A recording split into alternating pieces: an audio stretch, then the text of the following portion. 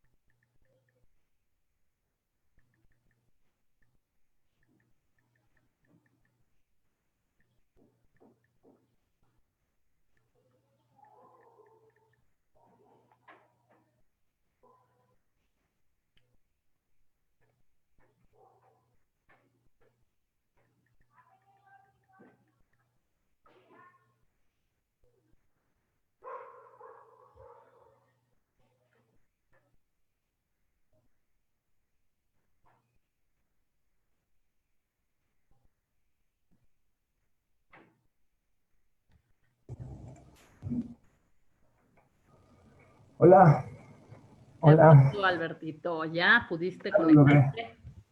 Ya, ¿estás por ahí, Raquel? No, sí, sí está, pero está en otra junta, entonces. Déjale, digo, Eh, si quieres. Espera. ¿Quieres hablar sí, con ella? nada más que se desconecte y yo hago toda la configuración. Si se desconecta, yo me desconecto. No, o sea, si te quieres desconectar, pues ya estoy yo aquí, no pasa nada.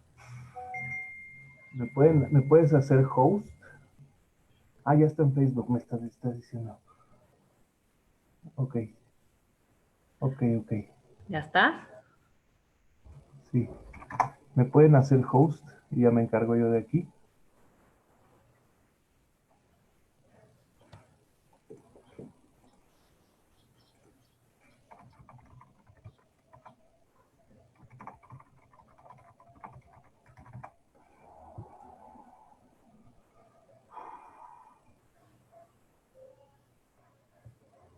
Anita, ¿me puedes hacer host, por favor? Sí, si me dices cómo. Ya, olvídalo, ya lo hice yo. Ok. Va, gracias.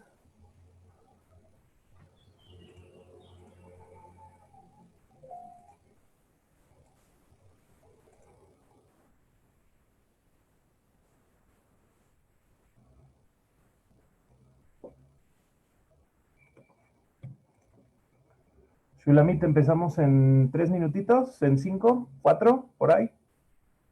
No te oigo. ¿Ya me oyes? Sí, ¿Me ves? ¿Me oyes? te veo, te oigo bien.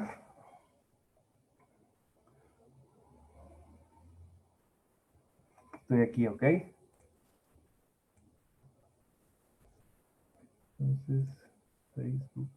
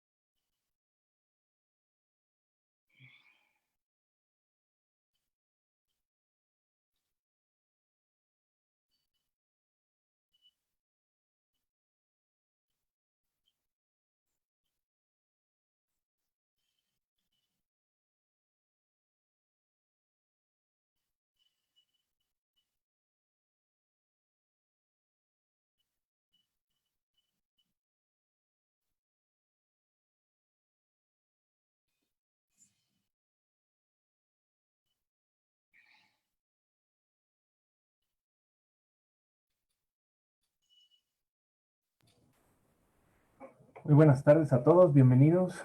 Estamos con la doctora Shulamit Goldsmith.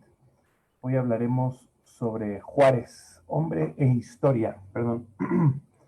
Shulamit, bienvenida, muchas gracias. Gracias, Alberto. Muchas gracias a todos, todas. Pues vamos a compartir nuevamente este espacio y a sacarle provecho a nuestro confinamiento a través del Zoom, maravilloso Zoom. Pues buenos días, buenas tardes. Como dijo Alberto, voy a tratar de explicar a qué me refiero cuando digo Benito Juárez, hombre e historia. Siempre en todos los procesos históricos hay la disyuntiva. ¿Qué es qué? ¿Es el hombre quien hace a la historia? ¿O es la historia quien forja al hombre? Este es una disyuntiva, un pensamiento opuesto que acompaña a los procesos históricos y a los próceres, o sea, a los hombres que hacen la historia.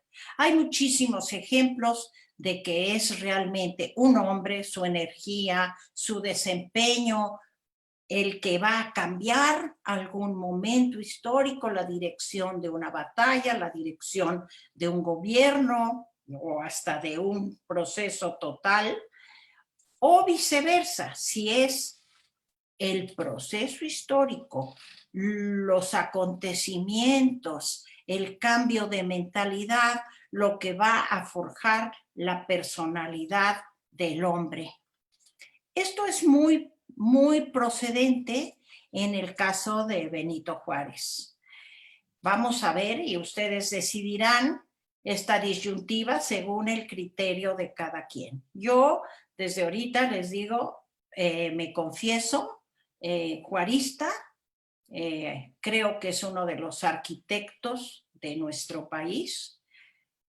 Y bueno, pues como dicen, me pongo de pechito ante todos, porque Juárez es una figura polémica, controversial. Vamos por partes, vamos a analizar primero al hombre, Benito Juárez. Todos sabemos desde niños, conocemos la historia del niñito zapoteca, que vive ni siquiera en la capital de Oaxaca, sino en un pueblito, ¿se acuerdan? San Pablo Guelatao, a principios del siglo XIX, en 1806, así que es un arquitecto hasta en el tiempo que le toca vivir. Y sabemos que Juárez, niño, no sabe hablar español, es zapoteco en su cultura, en su físico, y en su crecimiento. Él queda huérfano desde muy chiquito. Esto es una historia que estoy recontando, pues todos nos acordamos de cómo se nos encogía el corazón cuando éramos niños al conocer la historia de este niño que queda bajo la tutela de un pariente. ¿Qué lo hace? Pues lo que puede ayudar en esos lugares y en esos momentos, este niñito solo, y es cuidar, ni siquiera el ganado, porque es muy chiquito, cuida a las ovejas. ¿Quién no se angustió cuando supo que al niñito Benito se le perdió una de las ovejas? ¿Sí? Y bueno, temiendo la represalia, que podría ser un regaño, podría ser o una paliza, ¿verdad?, huye a la capital, donde trabaja una hermana suya en la capital, en la ciudad de Oaxaca. Hago mención de esto porque vamos a querer apreciar en toda la trayectoria vital de Juárez este carácter, esta determinación a hacer lo que él considera que es lo correcto o lo conveniente, ¿sí? Porque eso es muy importante en la biografía de Juárez. Aquí él se va, como quien dice, huye de la represalia que puede tener su acción de habérsele perdido la ovejita, o así es la leyenda, ¿verdad?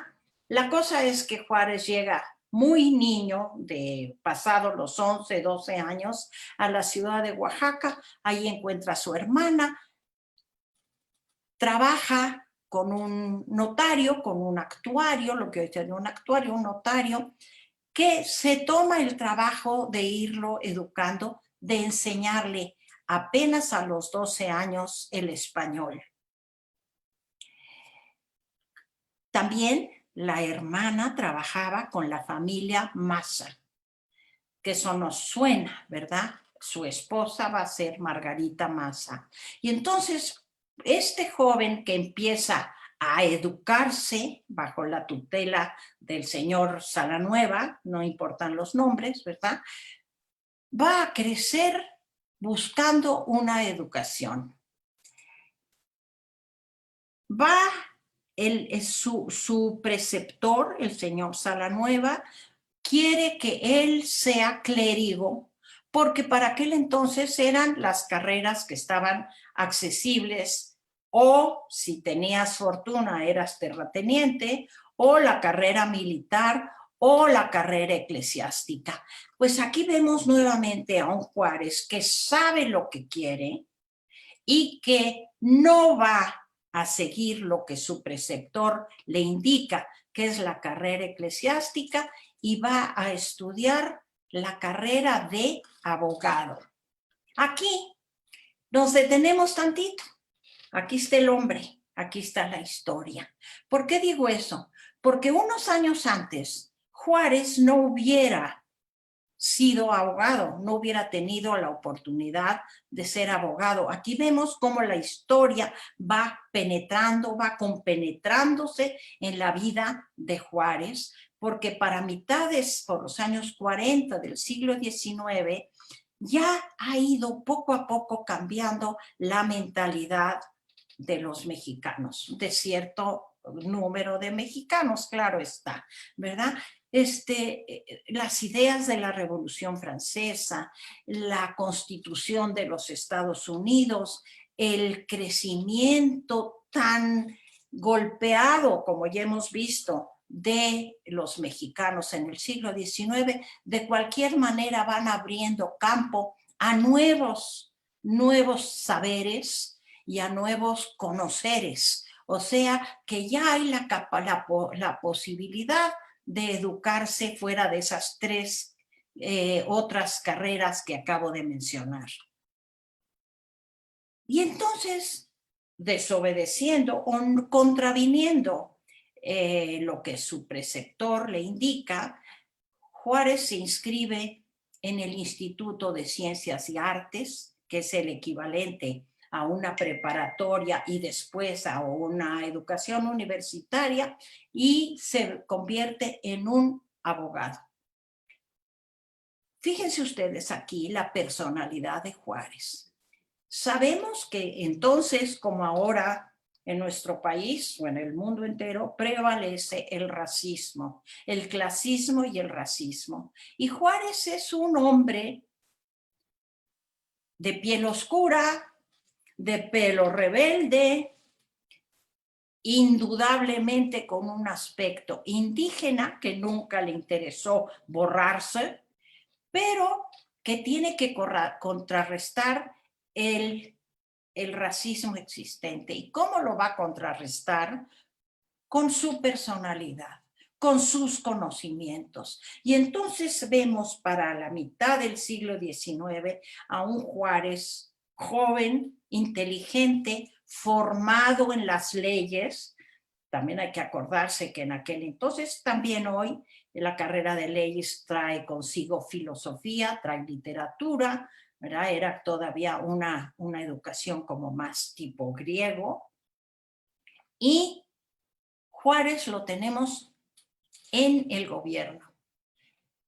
Es una época, como les digo y les he dicho en pláticas anteriores, un momento diferente, como un pequeño oasis en el siglo XIX, esta mitad del siglo, en el que hay gente ya formada con ideas, no con armas nada más, o con la cruz, ¿sí? Es una etapa diferente, nueva, en la que encaja perfectamente el hombre con el momento histórico, con la historia.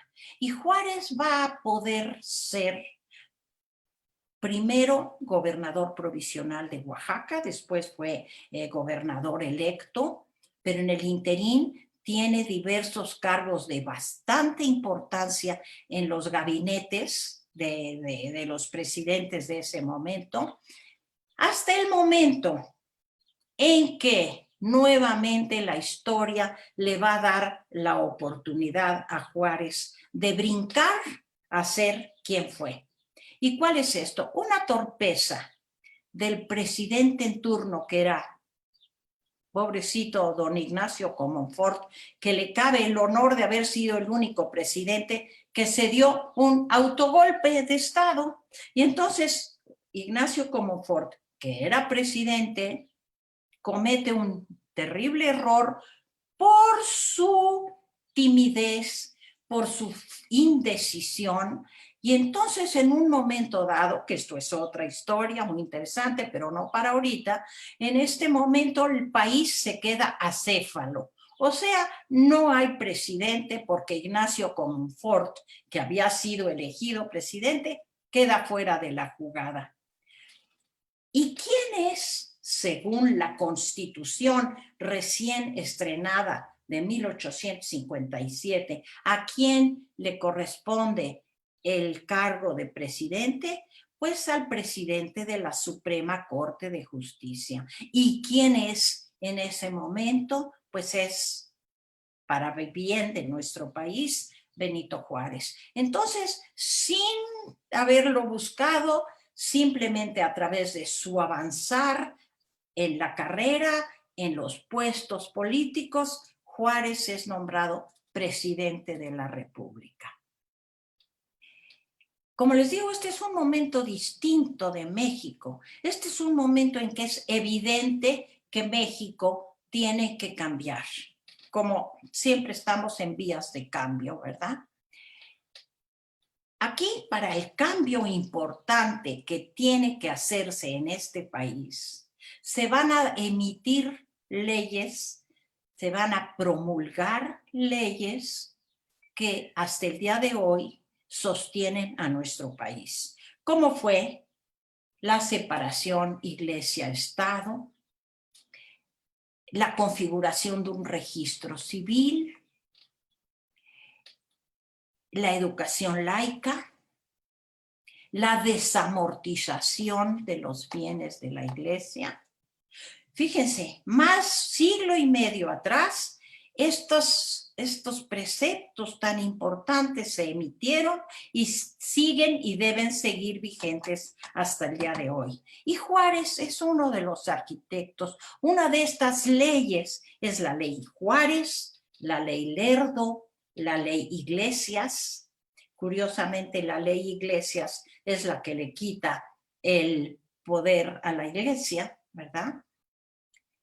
Y entonces el país se encamina por un sendero nuevo, diferente, porque no hay que olvidar que al decir la desamortización de los bienes de la iglesia, quitarle lo muerto a los bienes de la iglesia, más de la mitad de los territorios de la República eran propiedad de la iglesia y estaban ociosas. Al echarlos a andar, pues es echar a andar la economía. Hoy más que nunca nosotros sabemos lo importante que es buscar medios para echar a andar la economía, ¿sí? La educación laica. Nosotros, ya lo comenté en otra ocasión, nosotros como hijos, nietos de inmigrantes, sabemos la importancia de que se haya creado un registro civil, o sea, al César lo que es del César y a Dios lo que es de Dios. Y aprovecho esta frase para desatanizar la figura de Juárez, porque no es lo mismo que Juárez haya dicho separación iglesia-estado a que haya estado en contra de la religión, como se ha argumentado y como lo hacen en las escuelas religiosas aquí en México. Aquí les digo una cuestión personal. Yo tantos años de maestra universitaria, cuando yo hablaba de Juárez y yo decía el nombre Juárez, yo inmediatamente veía si a los jóvenes se les ponía la cara amarilla, es que venían de colegios de monjas o colegios religiosos. De los demás, pues o les era indiferente o sintieran admiración, dependiendo si venían de escuela pública o escuela privada no religiosa. En fin, que la figura de Juárez siempre ha sido, en ese sentido, en el sentido religioso, ha sido satanizado. Pero bueno, seguimos adelante con la historia. Fíjense, aquí ya tenemos a un presidente electo designado por la Constitución, sube al poder y de inmediato por las leyes de reforma y por los intereses que se ven afectados de los conservadores, de la Iglesia, desde Roma, se desata lo peor que le puede suceder a un país, que es una guerra civil, una guerra fratricida, donde un padre está en desacuerdo con el hijo, un hermano con otro hermano, y se desarrolla durante 3 años una guerra civil, ¿sí? Una guerra civil en la que el bando opuesto, o sea, los conservadores, quieren ganar la capital, quieren ganar el gobierno, que le corresponde legítimamente por ley a Juárez. Y Juárez se ve en la necesidad de brincar de una capital, de un estado a otro, de Guanajuato a Guadalajara, a diferentes lugares. Pero ¿qué hace Juárez? No solo brinca él, Benito Juárez, como persona para salvarse, sino que argumenta con toda razón: donde esté yo, está la presidencia, está la República Mexicana. Así que empaca en una maleta a la República Mexicana y allá donde va él, ahí está la República, ¿sí? Y entonces durante estos 3 años, Juárez se dedica a guardar, a cuidar, a perdurar la idea republicana, la idea de la República Mexicana. Por azares de la suerte, por azares de la historia, a pesar de que la balanza se inclinaba en su mayoría hacia un triunfo conservador, no fue así. Ganan los liberales y Juárez regresa para los principios de los años 60 del siglo XIX, en 1860, a renovar, a restaurar la República, ¿sí?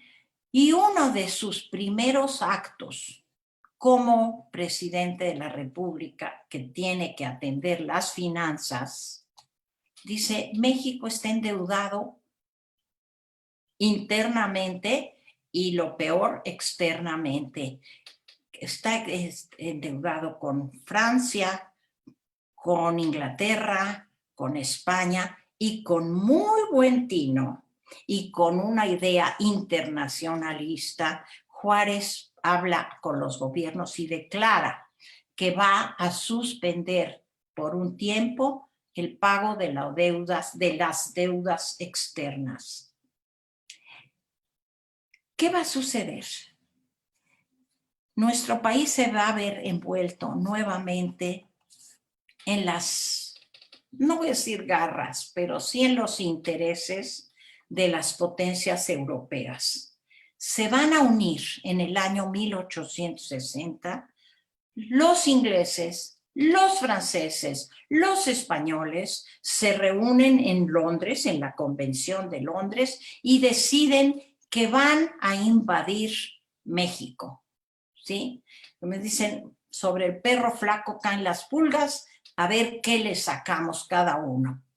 Cada uno tenía su propio interés, ¿sí? Inglaterra, honestamente, lo que quería era el pago de su deuda que venía desde principios del siglo.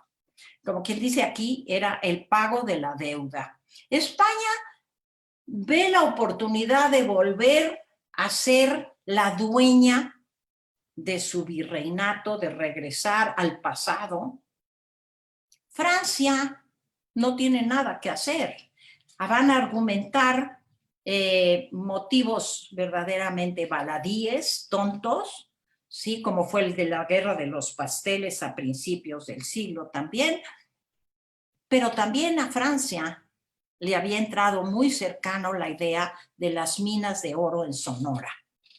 Entonces, para principios del 61, de 1861, fines del 60, y 3 armadas navales extranjeras llegan al puerto de Veracruz, ¿sí? A venir a exigir el pago de sus cuitas que ellos tienen contra México. Nuevamente aquí la inteligencia política de Juárez va a decir: señores, reconozco, tengo deuda, pero las arcas del país, después de 3 años de guerra civil, están agotadas. Aguántenme tantito, den oportunidad que a través de alcabalas, a través de comercio, a través de la reactivación de la economía, me sea posible ir pagando a través de negociaciones la deuda. Ahorita, aunque me ataquen, aunque me invadan, no tengo, si lo que realmente quieren es que pague, pues no hay manera de pagar. Fíjense cómo son las cosas de la historia. 2 de los 3 invasores lo van a entender y van a tomar la negociación que ofrece Juárez y se van a retirar. Aquí hay un dato muy interesante. Cuando llegan estos con sus respectivos jefes a Veracruz, pues un puerto tropical muy invadido de paludismo, empiezan a tener bajas por el paludismo y entonces los ministros de Relaciones, que tuvo maravillosos ministros de Relaciones en esa época, el gabinete de Juárez, dan esta canonjía, digamos, esta ventaja a los invasores y les dicen: ¿saben qué? Veracruz, el clima de Veracruz los está diezmando, bajen hasta Jalapa, que es un clima más fresco, y allí vamos a hacer las negociaciones. Se hacen los tratados, no les voy a decir el nombre porque tratados hay muchísimos, pero se hace un tratado en el que se estipula que allí se van a hacer las negociaciones. Sí, cuando accedan a lo que Juárez les ofrece, a que no puede pagar, que se retiren, se vayan, pero si no es así, no pueden tomar ventaja de este avance dentro de la República que se les dio hasta Jalapa. Bueno, pues como les digo, el almirante inglés se retira. El almirante español, que tuvimos la suerte, que era el general Prim, que escribe, y ahí están las cartas que escribe Prim a la reina Isabel II, y le dice: aquí no hay vocación para una nueva monarquía. Este país ya está dentro de los cánones de la República, los cánones republicanos, no tenemos nada que hacer aquí. Y General Prim con su flota se regresan. No así los franceses, que argumentan que quieren salvar a México de las garras del anglosajismo, de lo anglosajón, quieren rescatar el latinismo de México y ellos como franceses son los adecuados a hacerlo, pero realmente sus intenciones eran otras, porque olvidé decirles que uno de los acuerdos en la Convención de Londres fue que ninguna de las 3 potencias se iba a meter en la política interna de México. Y Francia sí trae esas intenciones. Y ya sabemos, entonces, Francia no respeta el acuerdo de regresarse a Veracruz, sino que empieza su avance hacia el centro de la República. Y ya sabemos nosotros, porque nos acordamos todos, que viene la batalla de Puebla. La batalla de Puebla, se gana la batalla, pero los españoles, los franceses van a seguir avanzando y van a llegar al centro de la República con mucha resistencia por parte de los liberales, pero los franceses muy apoyados por los conservadores. El Partido Conservador en México, digamos el equivalente del PAN actual, ¿sí?, había estado negociando en Europa que por favor nos manden a alguien, porque ya estamos en los años 60 del siglo XIX, ya tenemos 50 y pico de años de país independiente y no sabemos manejarnos. Entonces, por favor, mándenos a alguien. Y también ahí ya nosotros sabemos que nos van a mandar a un emperador, a un archiduque, no era todavía el emperador, un archiduque austriaco, un hombre que tenía una de las condiciones importantes para que viniera a México, que era católico, ¿sí?, porque no podían haber traído a un inglés que era de otra religión, y Maximiliano va a lograr ser el personaje que envía Francia y que envía custodiado por elementos del ejército napoleónico. El ejército de Napoleón III, que era entonces uno de los grandes ejércitos en Europa. Napoleón III también tiene sus propios motivos, sus propios deseos de ser reconocido en Europa como un gran jerarca, que afortunadamente no se le logró, pero que además encuentra mucha resistencia entre su propia gente, ¿sí? Y aquí llega el emperador. Y nuevamente viene a buscar quitar a Juárez de la presidencia y tomar él el título de monarca, de emperador del Segundo Imperio Mexicano. Y Juárez nuevamente se ve en la necesidad de iniciar su periplo de ciudad en ciudad, llega hasta los Estados Unidos en esta ocasión, va a viajar de capital en capital buscando un refugio de la invasión conservadora y francesa para salvaguardar la República Mexicana. ¿Sí? Fíjense, aquí, y ya hablaré en otra ocasión de este hombre trágico que fue Maximiliano. Maximiliano, bien intencionado, escucha que hay en México un hombre que lleva la presidencia, que es un hombre autóctono, un hombre recto, que está llevando lo mejor posible el camino de la República, y es tan ingenuo el pobre de Maximiliano que le ofrece a Juárez gobernar juntos, o que sea uno de sus consejeros, y pues claro, le dijo ¿qué? ¿Verdad? Tú eres un invasor, yo soy el presidente constitucional de esta república y me podrás andar persiguiendo de un lado a otro. Yo soy el presidente de la República Mexicana. Y nuevamente los azares de la historia.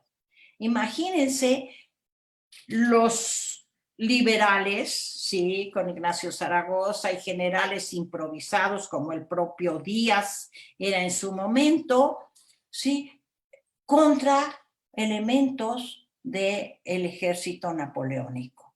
Pero como les digo, la historia, también Francia se va a ver apretada en la necesidad de retirar este apoyo militar y económico al Segundo Imperio, Y de la manera menos factible, Juárez se va a ver vencedor.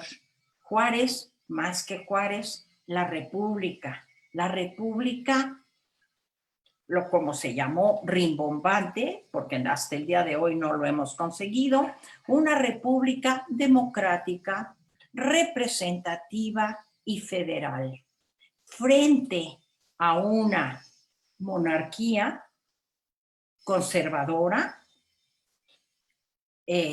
como monarquía hereditaria, con una iglesia poderosa, con no aceptación de una libertad de cultos, y afortunadamente, gracias a esta determinación, a esta fuerza de carácter, fortaleza de carácter que va a mostrar Juárez a través de toda su vida, se logra que nuestro país enderece el camino y se mantenga, como es hasta el día de hoy, como una república.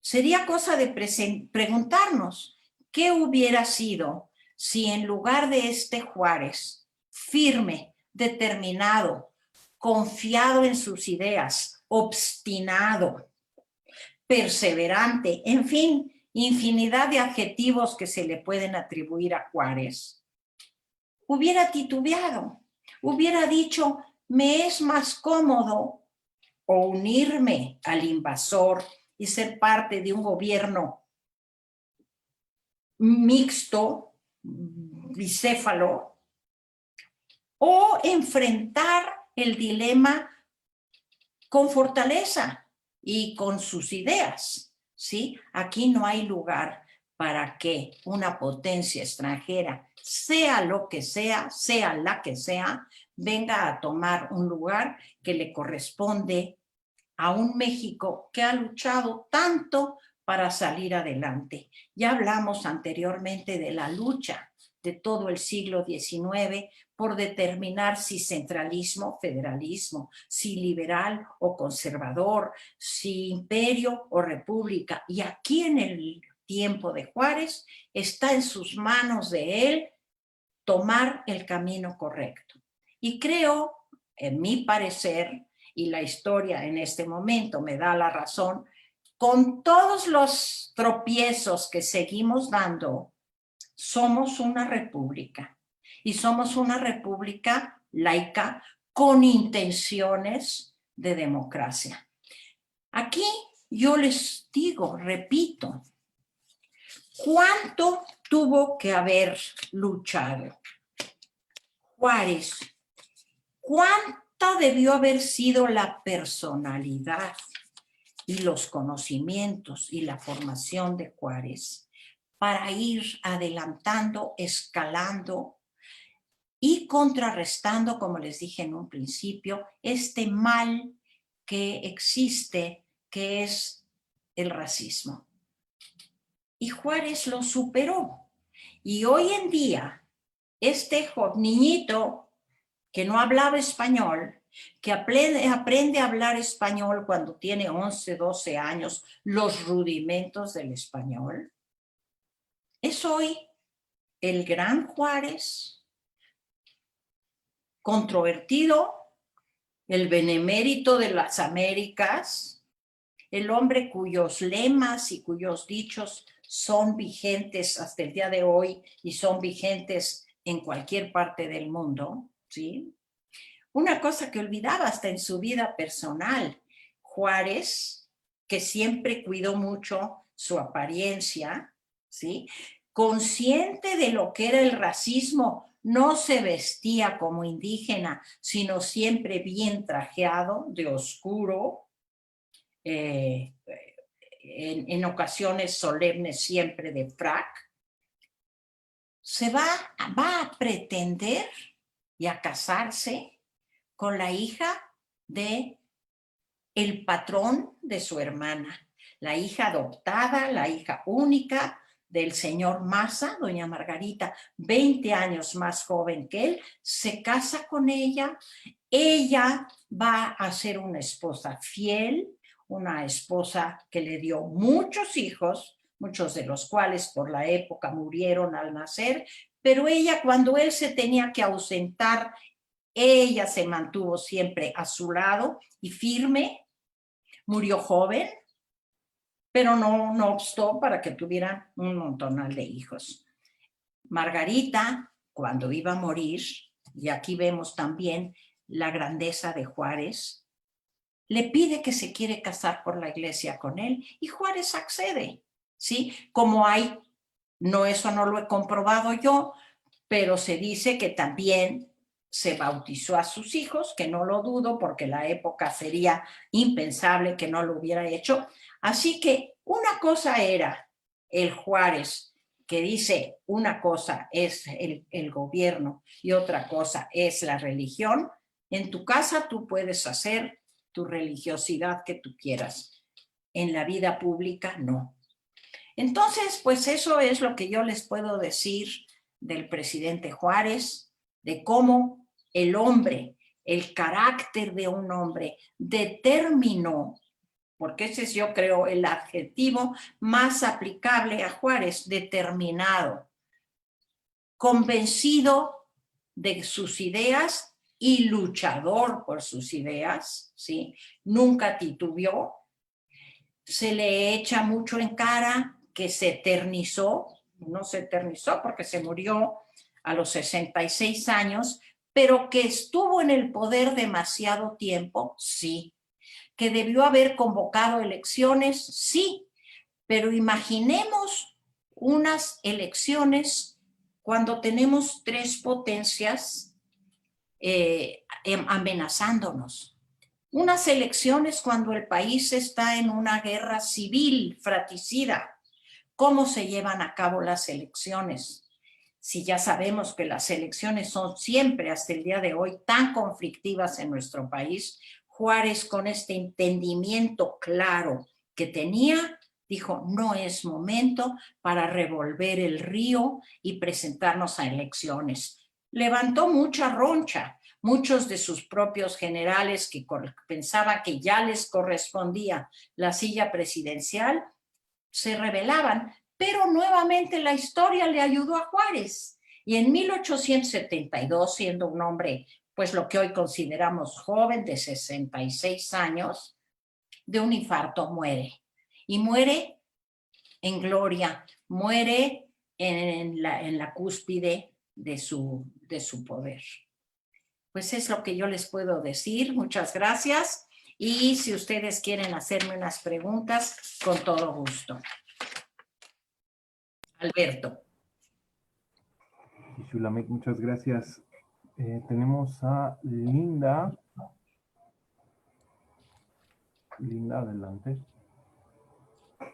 Hola, Shulamit. Hola, Linda. Felicidades, qué bueno que sigues con tus clases, las quiero muchísimo.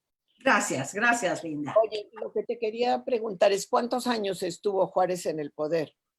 Juárez, mira, te voy a decir, Juárez entra al poder en el 58, un año después de la emisión de la promulgación de la Constitución, como les dije, por un azar legislativo que lo coloca en la presidencia y va a quedar hasta 1872 con su muerte. O sea, sí es un largo periodo. Es un largo periodo en el que debió haber cambio de poderes, en el que se debió haber, en circunstancias normales, a mi parecer y al parecer de Juárez, humildemente, se debió haber convocado elecciones. Había hombres a su alrededor, que fueron los que después tomaron el poder, que meditaban, ¿sí? Pero como les digo, las circunstancias generales del país no estaban para convocar elecciones. Esto, Linda, se asemeja mucho al momento de hoy, ¿sí? Estamos viviendo un momento nacional, mundial, pero lo que nos interesa, nacional, muy difícil, muy complicado, con fuerzas políticas, pero también por fuerzas perversas, al acecho del poder. Los que ahorita gritan que hay que quitar al presidente porque realmente no está respondiendo, no sabemos a lo que nos enfrentamos. No sabemos lo que sería la revoltura que se propiciaría en este país cuando las condiciones no son normalmente tranquilas hasta donde pueden ser. Y Juárez previó esto. Esto es una de las cosas que se atribuyen contrarias a Juárez. Y tienes razón, estuvo demasiado tiempo en el poder. Gracias. A ti, Linda.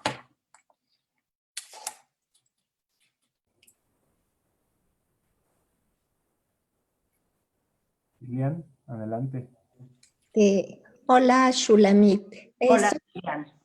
Soy Lilian Eskenazi. Yo te quería hacer así unas preguntitas. ¿No fue muy cómodo, por ejemplo, para Juárez irse y refugiarse mientras, por ejemplo, estaba Porfirio Díaz y todos los demás luchando y pagando con sus vidas el que él llegara a la presidencia? Y bueno, él decía, ¿no? Como tú dices, sufragio efectivo o no reelección.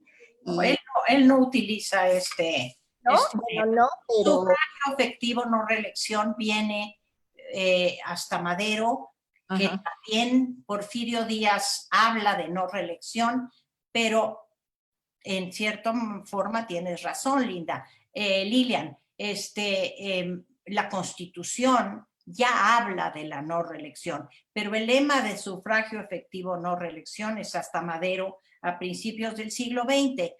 Pero yo no entendí muy bien qué me dices. Por ejemplo, Cómoda. mientras estaba esta guerra civil, él estaba yendo de lugar en lugar. Entonces, estaban todos las diferentes facciones que estaban dentro de esa guerra civil luchando, ¿no? ¿Sí? Y él realmente, pues, estaba en una situación más cómoda, yo supongo, ¿no? Mira, no creo, te voy a explicar por qué. Cómoda en el sentido de que no tomó las armas, sí. Él nunca tomó las armas. Juárez no fue militar en absoluto. Como les comenté en alguna charla anterior, este es este pequeño oasis dentro del siglo XIX en que quienes manejan al país no son ni religiosos ni militares, son un grupo de abogados, hombres de leyes, hombres de pensamiento.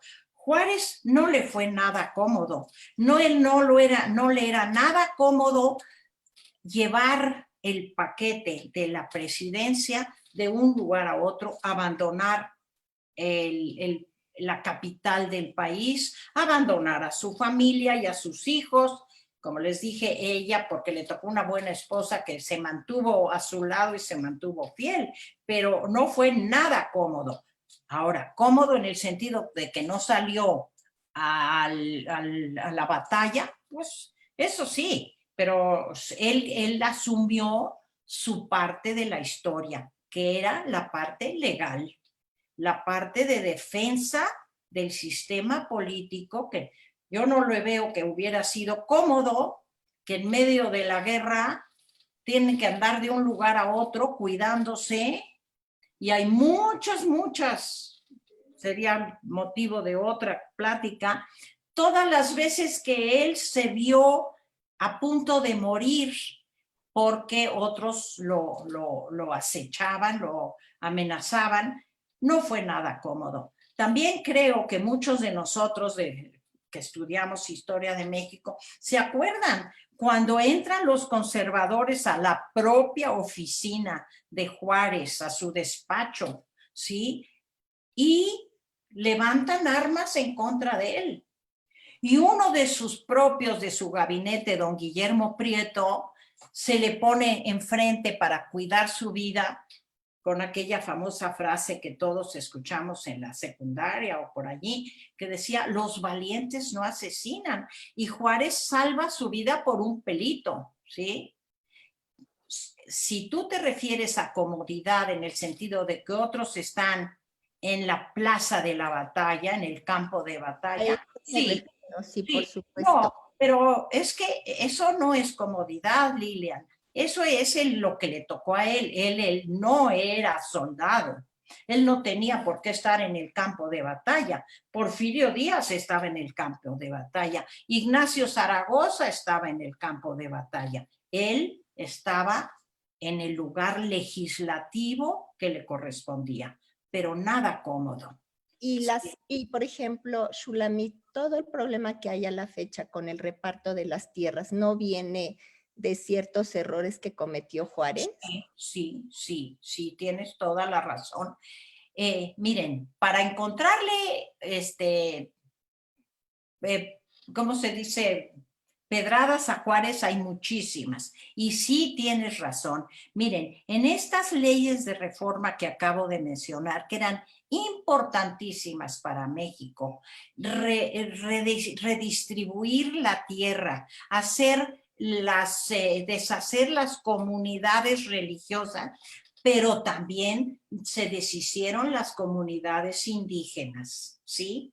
Y entonces en el reparto, aquí hay un ejemplo clarísimo de cómo una buena intención puede llegar a causar un gran mal. Y eso fue lo que pasó con Juárez y esta repartición de las congregaciones civiles, porque se desamortizaron las congregaciones religiosas que tampoco surtieron el efecto deseado, porque la iglesia dice a quien compre, porque no se trató que Juárez les quitó las tierras, las propiedades, les dijo a venderlas para que se echen a trabajar.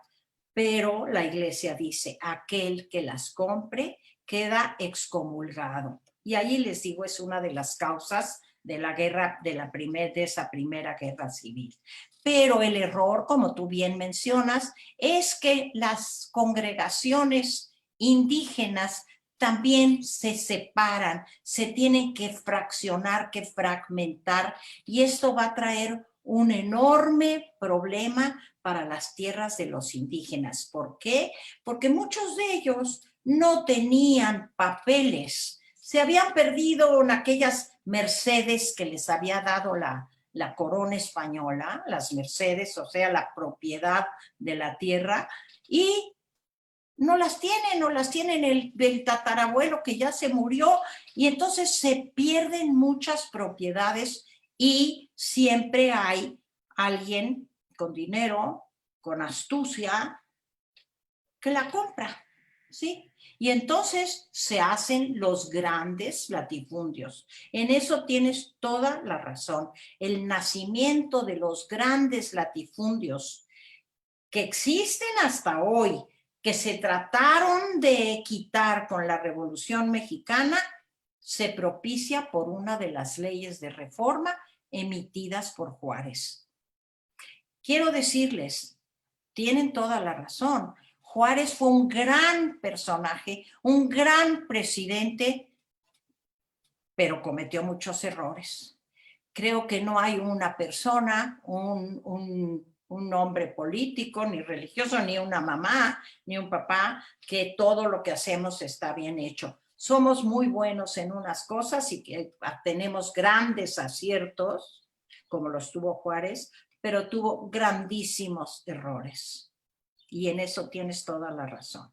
El nacimiento de los grandes latifundios en México, que después son una de las grandes causas de la revolución, nacen del reparto, de la desamortización de las comunidades indígenas.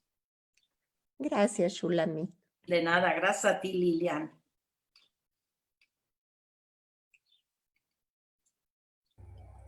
Si alguien más tiene alguna pregunta o algún comentario, por favor.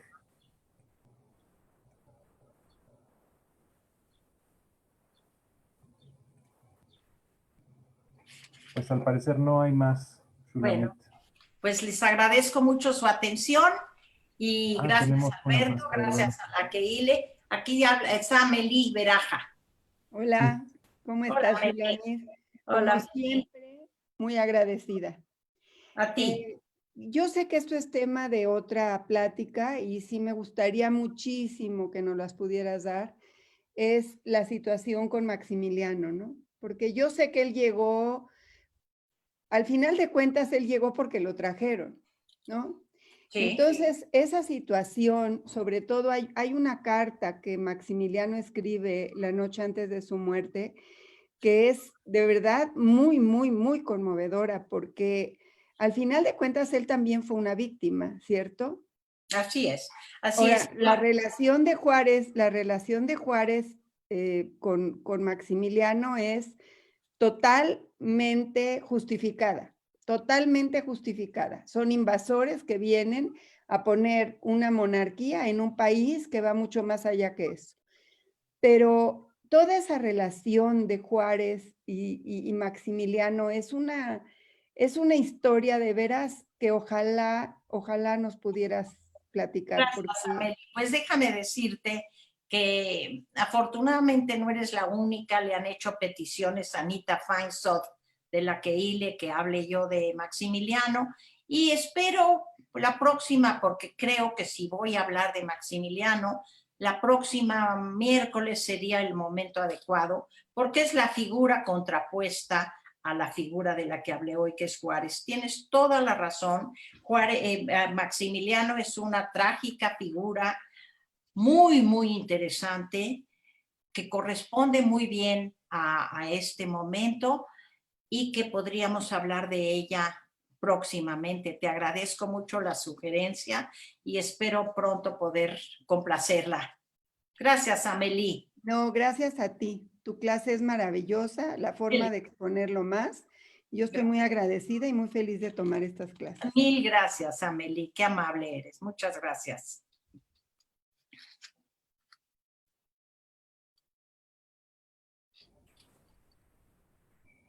Pues ahora sí, otra vez aquí está. Linda.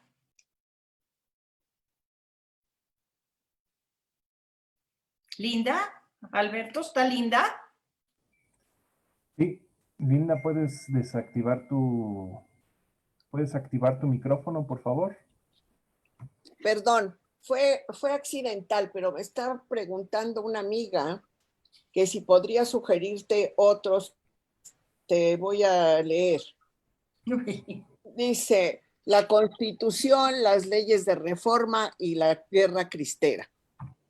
Así que tenemos muchos temas. Bueno, pues muchas gracias. Yo a veces le comento a Alberto y le he comentado a Anita que probablemente pues se cansen ya de tanta historia y tanta Shulamit aquí, pero mientras haya un interés, yo con mucho gusto estoy aquí. La guerra cristera es una historia poco conocida, pero de mucha importancia en México, sobre todo hoy, ¿sí? Sobre todo en el siglo XXI, se ha reavivado mucho esta idea del conservadurismo extremo en nuestro país. Entonces podría ser la Constitución también, pero la Constitución nos llevaría a irnos totalmente a un campo legislativo que no sé si la gente le interesara. Todo lo que tú dices, todo lo que ha vivido nuestro país realmente es interesante y debe interesarnos, porque conocemos poco y debemos conocer lo más posible, ¿sí? Yo creo muchas compañeras que me han escuchado me dicen que pues sí, que se empiezan a llenar ciertas lagunas y pues yo con mucho gusto aquí estoy. Gracias, ¿eh? Gracias a ti. Oye, Linda. Dime. Y gracias a un comentario que mandaste de una amiga tuya, no sé si es la misma, aprovecho a agradecerle que mandó un muy amable comentario. No sé, pero bueno, todas te admiran mucho. Muchas gracias, Linda. Un abrazo. Bye.